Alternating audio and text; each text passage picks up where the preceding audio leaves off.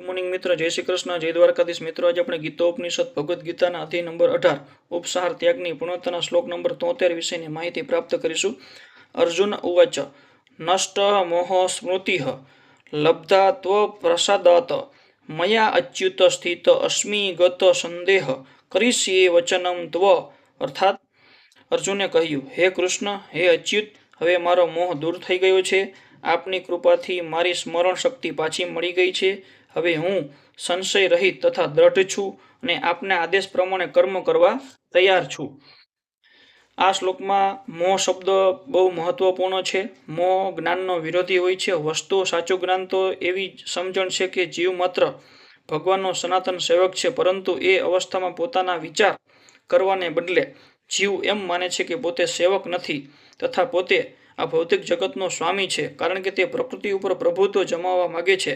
આ જે તેમનો મોહ છે, આ મોહ ભગવત કૃપાથી તે શુદ્ધ ભક્ત અનુગ્રહથી દૂર થઈ શકે છે. જ્યારે તે મોહ દૂર થઈ જાય છે ત્યારે મનુષ્ય કૃષ્ણ ભવના મૃતનો કર્મ કરવા રાજી થાય છે. મિત્રો, આ શ્લોક આપણે પૂર્ણ કરીએ છીએ.